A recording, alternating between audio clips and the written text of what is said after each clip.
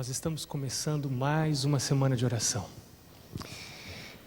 Eu acredito que semanas de oração são oportunidades que o Senhor nos dá como indivíduos e como famílias para crescimento espiritual.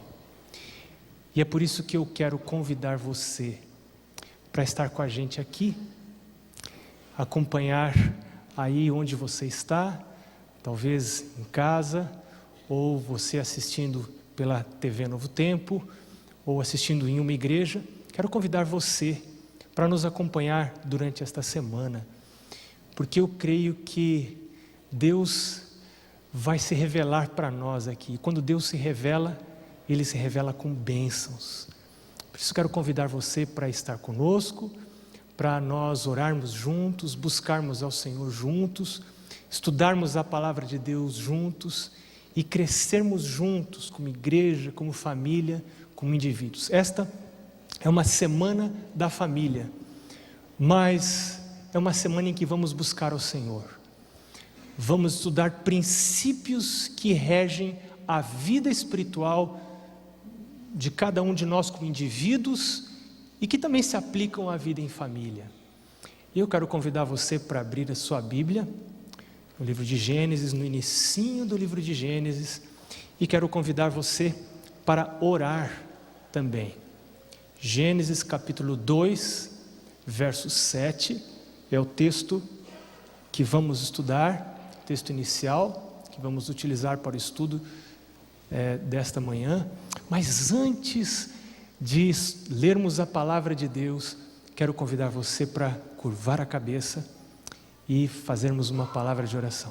Vamos orar? Senhor Deus, que privilégio maravilhoso estarmos aqui neste lugar, onde o Teu nome é buscado, onde orações são feitas, onde orações são ouvidas. Aqui nesse lugar milagres acontecem, porque o Senhor tem prazer em se comunicar com o seu povo neste lugar. Esta é chamada casa de oração para todos os povos. Aqui todos podem entrar, aqui todos podem Te conhecer, aqui todos podem ser abençoados. Senhor, não estamos aqui por acaso. De alguma maneira o Senhor nos trouxe até este lugar. Neste momento estamos sendo expostos à Tua palavra. E quando a Tua palavra entra em nós, ela opera transformações, ela cura, ela sara, ela abençoa. A Tua palavra salva, a Tua palavra transforma. Senhor, nós estamos aqui em busca de milagres para a nossa vida, para a nossa família. E nós buscamos esses milagres agora enquanto estamos na Tua presença, estudando a Tua palavra. Senhor, não permita que nenhum de nós saia daqui sem alcançar aquilo que veio buscar. Nós viemos buscar Jesus, o Filho de Deus. Queremos fazer compromissos de entregar nossa vida a Jesus. Esse mundo não vai mais longe. Nós estamos vendo que está muito perto a volta de Jesus. Ensina-nos a contar os nossos dias para que alcancemos coração sábio. E agora, Senhor, volve o nosso olhar para os começos, para a criação, para de onde fomos tirados, como fomos formados, para o Teu grande amor em nos trazer a existência. Nós convidamos a presença do Espírito Santo para estar aqui entre nós. Nós pedimos isto em nome de Jesus. Amém. Diz a palavra de Deus, capítulo 2 do livro de Gênesis, capítulo 7. Então formou o Senhor Deus ao homem do pó da terra, e lhe soprou nas narinas o fôlego de vida, e o homem passou a ser alma vivente. Esse texto me fala das minhas origens. Este texto fala das suas origens. Você é um ser especial. Você não apareceu por acaso. Você foi feito de propósito Você não foi criado por procuração. Deus poderia ter enviado anjos para me criar, para criar você. Deus deve ser um ser muito ocupado. Ele tem muitas coisas para fazer. Ele tem um universo inteiro para cuidar. Todas as coisas dependem dele. Todas as coisas são sustentadas na sua mão. E ele, como é um ser muito importante, a mais alta criatura do universo, o mais alto poder do universo, ele poderia ter pedido para alguém criar você, para alguém me criar.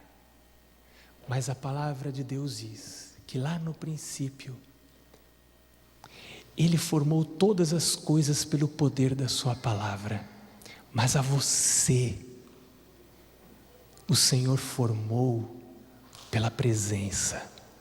Ele veio, Ele se abaixou, Ele se curvou, Ele sujou sua mão no barro, e Ele formou Adão, depois formou a Eva, porque Ele é um Deus que tem prazer em estar presente, em relacionar-se com as suas criaturas. E agora nós que somos gerações de Adão, lá no Salmo 139 diz que Deus viu você quando você estava na barriga da sua mãe, quando você não tinha ossos ainda, eram só cartilagens. Os seus dias estavam todos contados. Deus não criou você por uma ordem. Deus se envolveu pessoalmente, e isto é fundamental no processo educativo, no processo de transmissão de valores. E os pais precisam entender isso. Nós não podemos criar filhos por procuração. Vó, cuida aí, vó. Quem mandou você ser vó? Agora você fica aí com os meus filhos, vó. Não! Deus pessoalmente toma conta de nós, porque Ele tem prazer em nos buscar, em estar presente, em se relacionar conosco.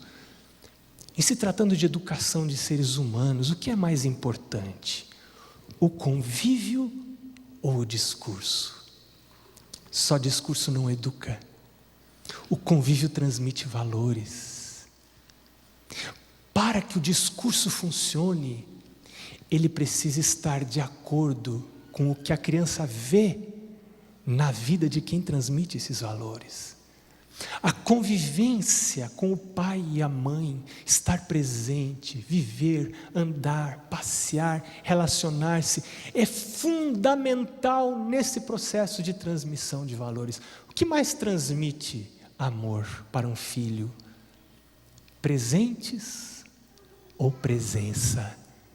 Pai, mãe, nunca um presente vai substituir o seu amor. Jamais. Nunca um presente vai substituir a sua presença. É muito importante a presença. O que é mais importante? Procurar transmitir amor ou relacionamento? Dr. Amir Rodor disse que o relacionamento são os trilhos e o amor é o trem que neles anda. Que interessante. Você não pode ter amor, o amor não vai para frente sem relacionamento. O relacionamento é fundamental para o desenvolvimento do amor. O amor nasce, cresce e existe através do relacionamento. E quando há pouca presença, existe fraco relacionamento e pouco amor. Pouca presença, pouco relacionamento, pouco amor. Isso é importante, estar presente. O maior presente que você pode dar para os filhos é estar presente. E é por isso que a palavra de Deus diz que Deus quis morar conosco, fazer o seu tabernáculo. Eis o tabernáculo de Deus com os homens. No Apocalipse diz que Jesus vai voltar. e vai morar para sempre com a gente. O pecado fez a separação, mas Ele não aguenta mais essa separação. E é por isso que Jesus é chamado de Emanuel, que quer dizer Deus conosco. Deus quer morar com você, Ele ama você. A nossa influência depende do contato, mas esse contato, para ser eficiente, ele precisa ser amoroso e cativante. Se você tem uma ideia de um Deus rancoroso, vingativo, você não vai ter prazer em acordar mais cedo para ler a sua Bíblia, para orar. Você vai ter medo de Deus. Você vai tentar ficar longe da presença dEle o máximo que você puder. De vez em quando, você dá uma experimentadinha, vai à igreja, mas já logo foge, porque a sua visão de Deus não é de um ser amoroso, cuidador, mas de um ser rancoroso, que se irrita com facilidade. Na nossa vida, no nosso relacionamento com os filhos, a nossa influência vai depender daquilo que transmitimos para os filhos. Por isso, para cada não, a gente tem que ter pelo menos 3 sims. Os filhos têm que ter certeza que a gente os ama, que nós os amamos, que nós queremos o bem deles. E isto precisa ser transmitido na linguagem deles, e não apenas na nossa linguagem. Para isso também é muito importante que haja tempo e permanência, tempo de exposição. Os filhos, para perceberem o amor, precisam ver que nós dedicamos tempo para eles. Eu li uma história interessante, talvez você já tenha recebido por e-mail, há um tempo atrás eu recebi, de um pai que trabalhava muito, chegava muito tarde em casa e saía muito cedo, mas ele queria que o seu filho tivesse certeza que ele era amado. E sabe o que ele fazia? Todas as noites, quando ele chegava, o menino já estava dormindo. Mas ele ia lá na cama do menino e dava um nó no lençol. Quando o menino acordava de manhã, o pai já não estava mais. Mas o nó no lençol era para aquele menino a certeza de que o pai tinha estado ali. Quantos nós Jesus tem dado no seu lençol? Olha para a sua vida. Olha para o seu passado, procura por esses nós, mas Ele não quer dar só nós, Ele quer estar presente e tempo, não apenas tempo de qualidade. Algumas pessoas dizem, o importante é você dedicar tempo de qualidade para os filhos. Essa, às vezes, pode ser, na verdade, uma desculpa para quem não está querendo priorizar os filhos. Então imagina que pouco tempo com alta qualidade vai suprir a necessidade que a criança tem de estar exposta à presença do pai ou da mãe. Mas isso é um engano, porque o feijão para cozinhar precisa ter tempo, não apenas tempo de qualidade, mas um tempo de exposição.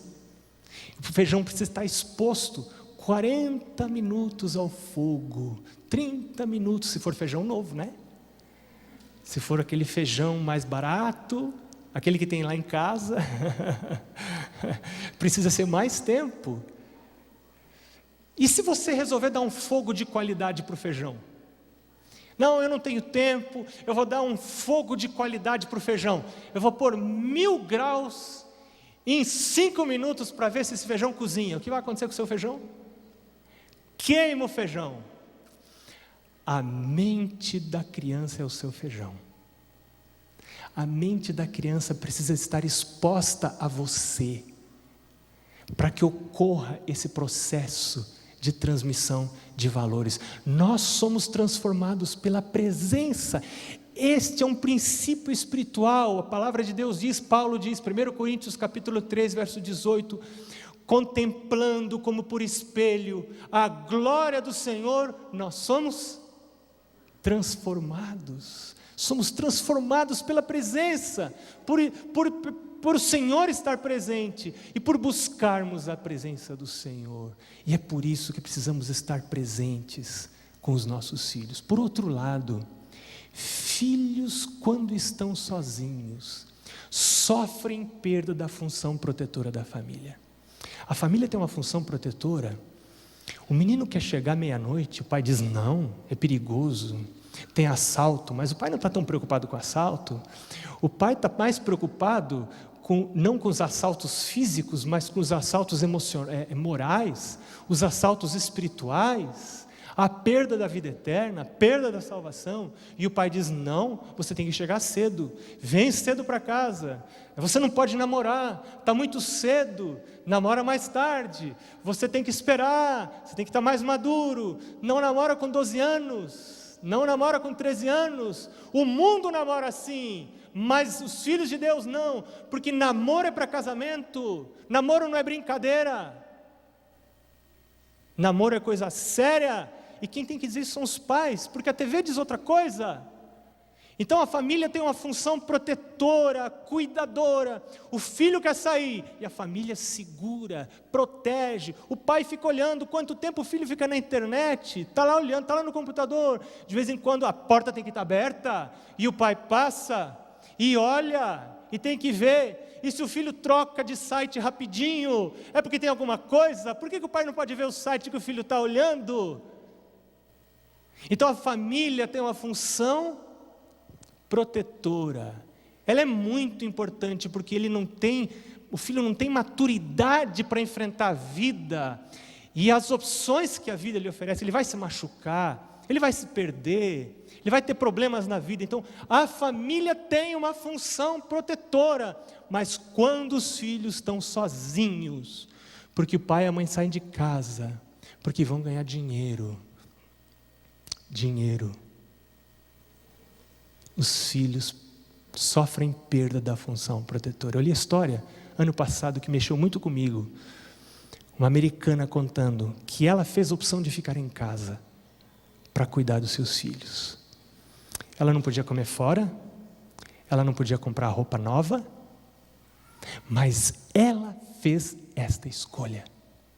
Ela disse, isto mudou minhas prioridades em vários aspectos, porque eu não podia trabalhar, eu tive que me resignar a não seguir as tendências, as modas, que eu não sabia que me escravizavam, eu era escrava das modas, eu tinha que ter o que todo mundo tinha, eu tinha que mudar meus móveis com regularidade, porque as tendências mudam, e eu percebi que eu estava dando valor para coisas que não têm valor eterno, e o fato de eu ter que deixar de trabalhar para cuidar dos meus filhos, mudou toda a realidade da minha vida, e deu uma guinada até na minha vida espiritual, porque ficando em casa eu tive mais tempo para ter comunhão com meu Deus, toda a minha escala de valores mudou, porque eu resolvi ficar em casa. Minha esposa fez essa escolha, ficar em casa até que a última filha fosse para a escola, e você não imagina o que nós passamos por causa disso, a dureza, numa época que a inflação era em média 50% ao mês, que dificuldade ficar em casa, nós sofremos falta de tudo, menos de comida, graças a Deus, e o Senhor nos sustentou, o Senhor nos amparou, e eu estou aqui forte e gordo,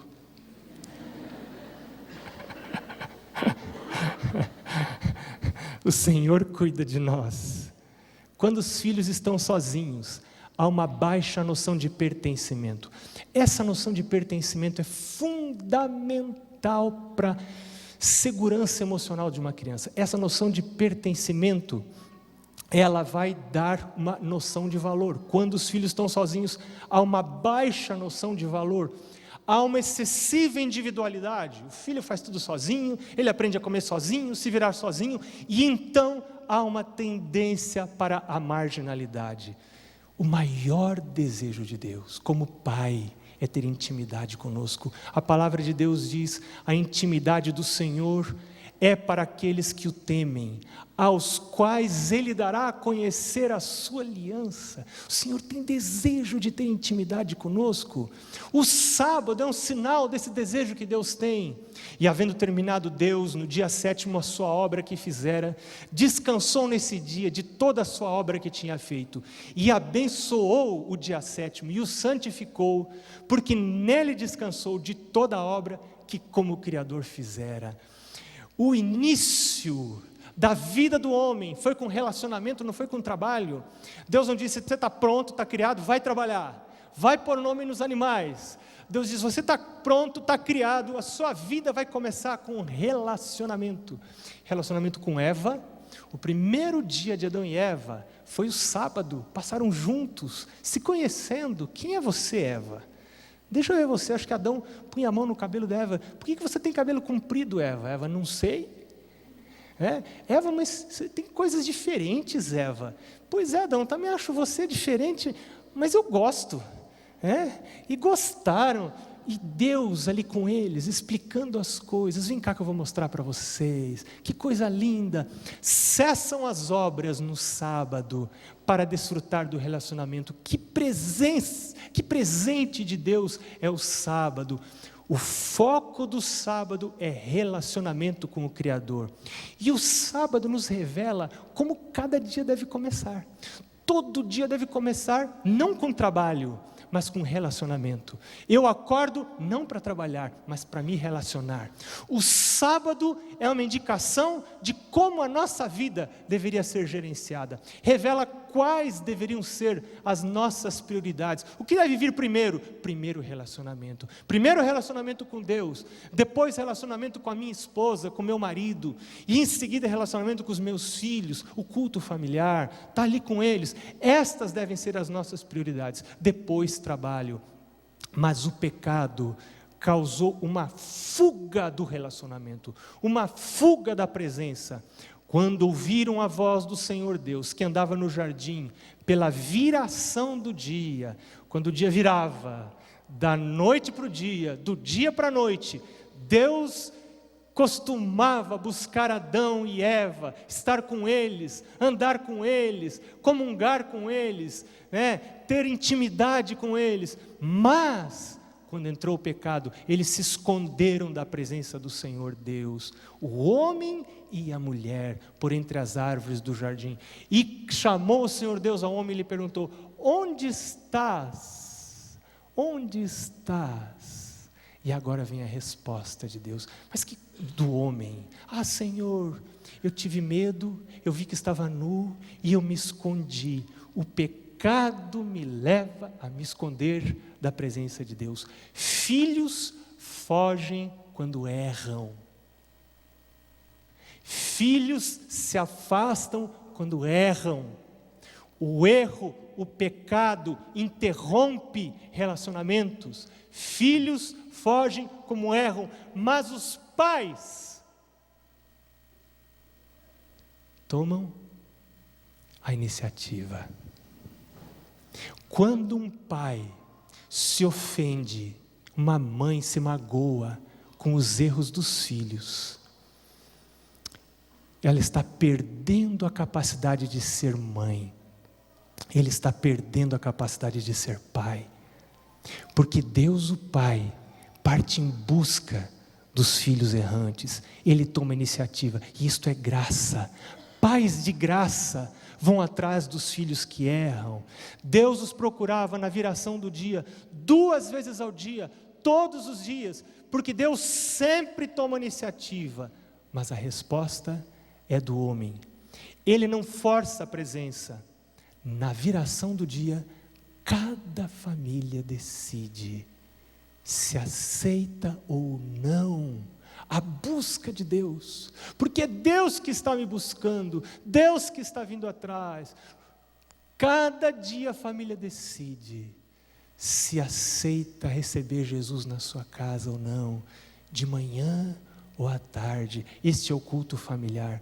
Durante todas as gerações dos filhos de Deus, em todas as épocas, aqueles que serviam ao Senhor realizavam o culto familiar na sua casa, reunindo pai, mãe, filhos, filhas, primos, vó, vô, quem estivesse dentro de casa. Abraão convocava a família para o culto, onde quer que ele estivesse.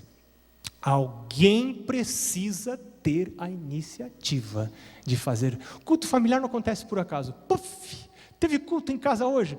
Mas quem que decidiu? Não sei, apareceu um culto lá em casa hoje. Isso não existe. Precisa haver uma iniciativa. E de quem é essa iniciativa? Diz a palavra de Deus que essa iniciativa deve ser do pai, o sacerdote da casa, e deve ter o apoio da mãe, a sacerdotisa da casa. Mas, se o pai estiver ausente, se for uma ausência física ou uma ausência moral, o pai não toma iniciativa, a mãe deve tomar a iniciativa de liderar o culto. Noé realizou o culto familiar logo depois que saiu da arca. A primeira coisa que ele fez, quando saiu da arca, ergueu ali o altar, ofereceu os animais em sacrifício a Deus, chamou os filhos. O começo e o fim do dia determinam o rumo da nossa vida. Se a nossa vida está indo para cima, ou se a nossa vida está indo para baixo, se a nossa vida está indo em direção ao céu, ou em direção às coisas desta terra. O culto familiar, gente, é uma ação determinante no grande conflito. Anjos bons e anjos maus comprovam de que lado aquela casa está. Cada dia, no começo do dia, o culto familiar conta para o universo de que lado aquela casa está. Quando uma família faz o culto, pai e a mãe estão dizendo: nós serviremos ao Senhor, eu e a minha casa serviremos ao Senhor. Anjos de Deus, saibam que aqui nós queremos vocês, venham para a nossa casa, guardem nossos filhos. Os anjos, o mundo invisível, os anjos do inimigo de Deus, também sabem que nós fizemos esta escolha. Essa escolha não é automática, ela precisa ser feita a cada dia, precisa ser renovada a cada dia. É a renovação do pacto que você faz com Deus. Deus, eu quero ser teu. Mas eu já me batizei há 20 anos. Faz 20 anos, hoje você precisa renovar essa decisão, buscando a Deus em particular e buscando a Deus em família. Santos anjos são convidados para casa, e esta presença altera o ambiente da casa. Nossa casa está ruim, tem um mau ambiente, convida Jesus para habitar nessa casa. Os filhos saem protegidos, revela para os filhos de que lado estamos. Eu me lembro na minha casa, não me lembro de nenhum dia, pode ser que houve, mas eu não me lembro, um dia em que não tivesse culto na casa onde eu fui criado. Para o meu pai e para a minha mãe, culto era um valor fundamental. Não se saía de casa sem fazer o culto, não se ia dormir sem fazer o culto. Eu me lembro de um dia que meu pai tinha uma variante, lembram? Não é essa variante nova, é daquela variante, esses dias vi uma para vender. Meu pai tinha uma, e nós viajamos de Guarapari, no Espírito Santo, para São Paulo, de variante. Foi o dia todo, nós éramos 2 meninos e uma menina, no banco de trás. Nós éramos filhos bem normais, então tinha briga e tal, e o pai precisava separar, às vezes precisava parar o carro. Então foi um dia desgastante de viagem.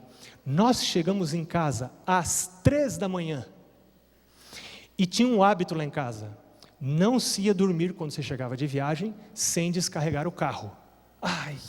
Nós fomos descarregar o carro, pegamos as malas, levamos tudo para dentro. Quando estávamos indo deitar, minha mãe disse: para. Meu pai, que tinha dirigido o dia inteiro, disse: o que foi? Ela disse: lembrei de uma coisa. Nós ficamos esperando. Ela disse: nós esquecemos de fazer o culto. 3 da manhã, eu pensei, que absurdo, onde já se viu, 3 da manhã, meu pai não falou nada, meu pai só fez assim. Fomos todos para a sala, sentamos na sala, todos de olhos fechados em reverência, meu pai de olhos fechados, cabeça pendida, todos nós. Eu não me lembro de uma palavra que foi dita naquele culto. Minha mãe leu a inspiração juvenil. Acabou o culto, nós nos ajoelhamos, fizemos oração e fomos deitar. As palavras do culto não ficaram na minha cabeça, mas uma coisa ficou na minha cabeça de adolescente: a importância que os meus pais davam para o culto. Naquele dia eu não entendi, naquele dia eu achei um absurdo, mas hoje este valor foi transmitido para a minha vida, e ele gerencia a vida da minha casa. Não se sai de casa sem fazer o culto, não importa o que se perca, Não se vai dormir sem fazer o culto. Não importa o sono, não importa a hora. O Senhor Deus tem que ser o primeiro, tem que ser o último. O culto produz unidade de propósito entre a família, proporciona contato e intimidade com Deus e a família. É um pequeno sábado cada dia, onde tudo deve parar. Todos devem parar. Era assim na casa de Abraão. Agora o culto precisa ser curto, no máximo 10 minutos. Precisa ter regra e ter propósito, porque se você não fez o propósito, não vai ter regra. E esse propósito tem que ser conversado no noivado. Quando o casal está noivo, antes de casar, precisa conversar. Vamos ter culto lá em casa? Vamos fazer o culto? Vamos. Que horas? Como vai ser? E quando a gente tiver pressa, como vai ser? Nós vamos deixar de fazer? A gente vai fazer o culto só quando der? Ou o culto é a prioridade e o resto a gente faz se der? Que vai ter importância maior na nossa casa, as coisas desta terra ou as coisas da nova terra? Isso precisa ser negociado no noivado. É o período da formação de contratos. Uma outra coisa que se ensina no culto, reverência, é no culto de casa que eu ensino os filhos a serem reverentes. Eles serão reverentes na igreja, se em casa aprenderam. E a reverência, a noção de reverência vem da noção da presença de Deus. Como fazer o culto então? O culto deve ser feito antes de tudo. A família acorda e vai fazer o culto. Toda a família tem que estar envolvida. Todo mundo que mora na casa, vó, vô, pai. Na minha casa até o cachorrinho ia para o culto. E a cachorrinha era uma poodle, quando nós éramos pequenos, ela foi ensinada a não correr na hora do culto. Poodle é um cachorro muito inquieto, então ela ficava quietinha. Quando ela percebia que nós nos ajoelhávamos, ela já quase não se segurava mais. E quando meu pai dizia o amém, ela então fazia aquele estrago, corria para todos os lados. Todos devem estar no culto. O culto deve ser feito num lugar apropriado. O que você faz? 3 coisas: cantar, orar e ler a Bíblia. Quem lidera o culto? Que o pai, como sacerdote da casa, deponha sobre o altar de Deus o sacrifício da manhã e da tarde, enquanto a esposa e filhos se unem em oração e louvor. Em uma casa tal, Jesus gostará de se demorar. Talvez tenha aqui hoje, nesse lugar, talvez aí, onde você está assistindo a Semana da Família, tem alguém, e você vai saber se tem ou não, a quem Deus esteja dizendo: filho, eu quero comungar com você, eu quero estar presente na sua vida, eu quero influenciar sua casa, eu quero entrar lá dentro, eu quero ser Emanuel, Deus convosco, eu quero que os meus anjos santifiquem o clima da casa. Eu quero eu mesmo estar aí, me demorar, influenciar os seus filhos, o futuro da vida deles, as suas decisões, os seus negócios. Filho, me deixa entrar.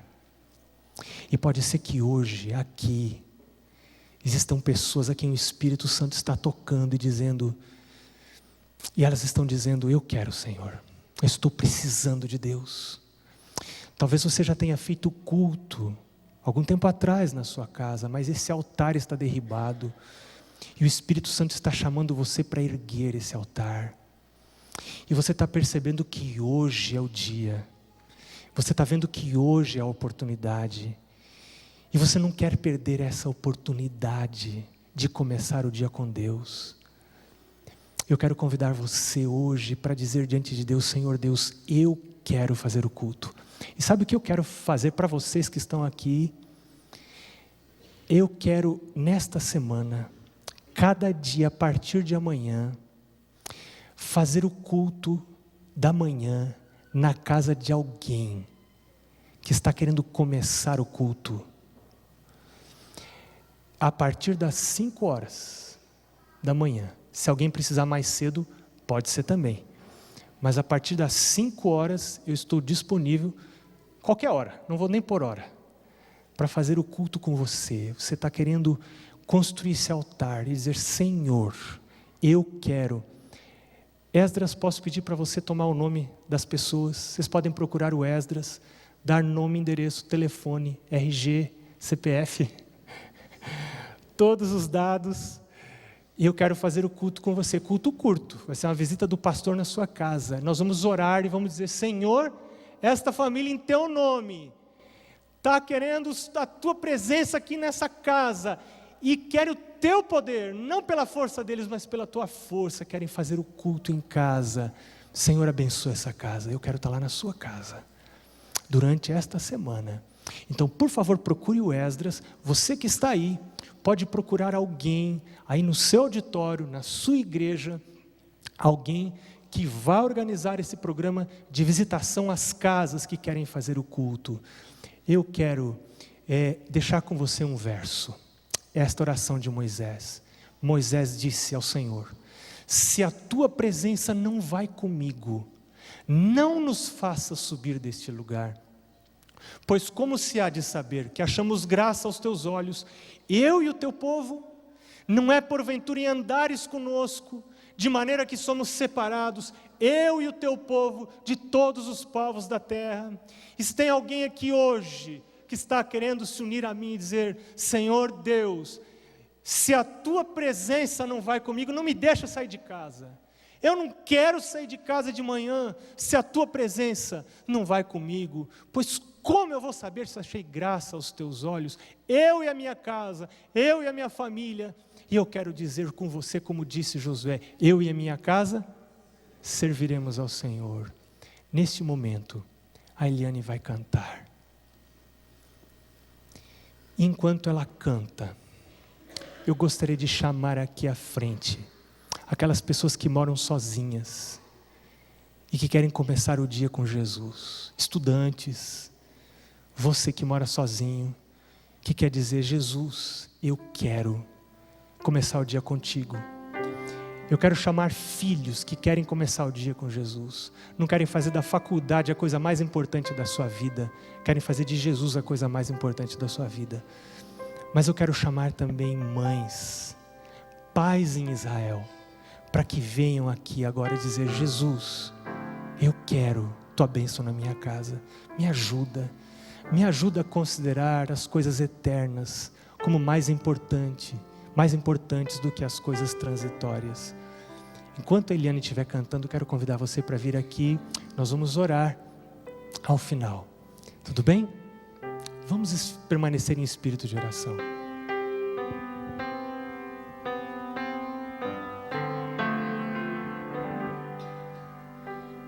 Em qualquer situação,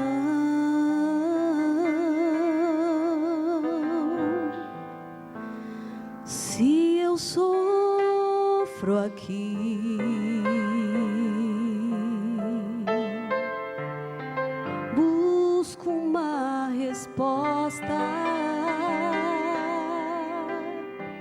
para as lutas do viver, mas eu entro em sua presença,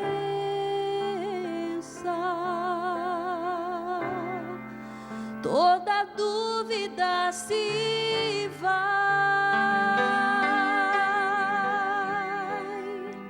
com toda reverência adoro meu Senhor.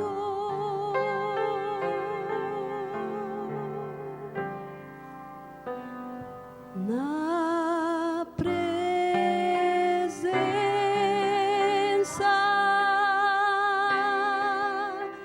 do Senhor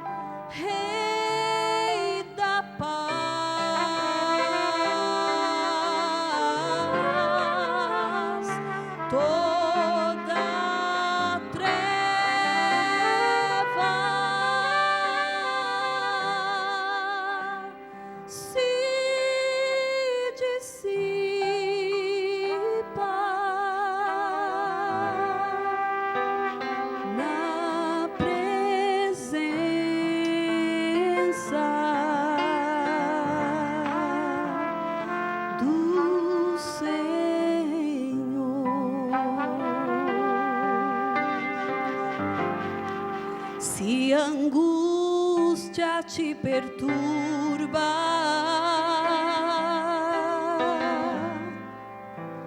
e triste tu estás,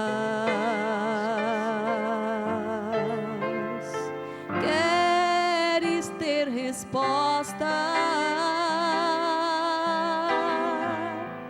para todo o teu pesar. Não permitas desespero,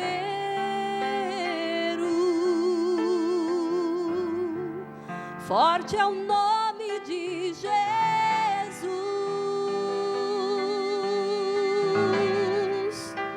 Vai logo ao seu encontro,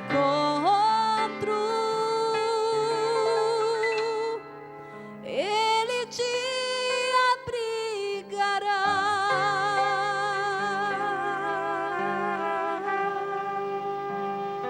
na presença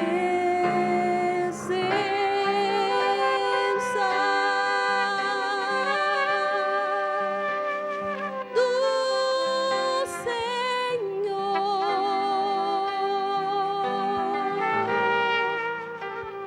Pai bondoso,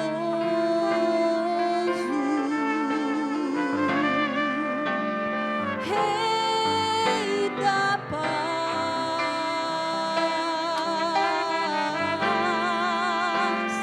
toda treva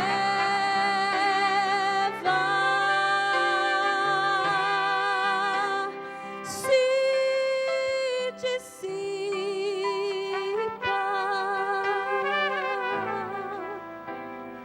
na presença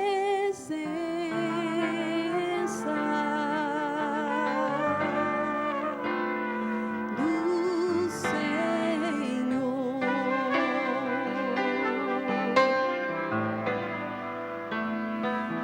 Na presença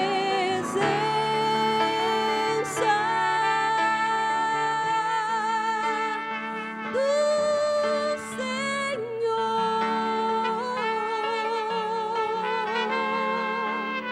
Pai bondoso,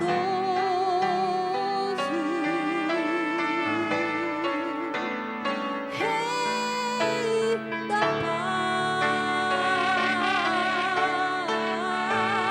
paz, toda treva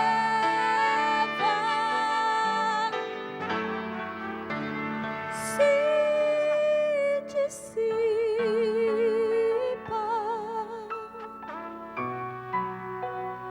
na presença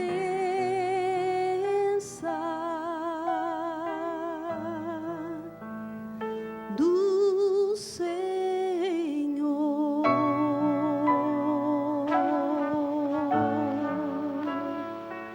Na presença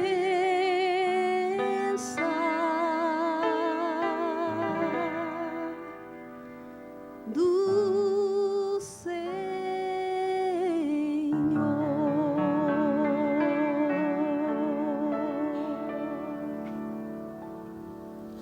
Quero convidar você para curvar a sua cabeça, fechar os olhos e fazer uma entrega da sua família, da sua vida para Jesus agora. Vamos orar? Senhor Deus, nós estamos na tua casa.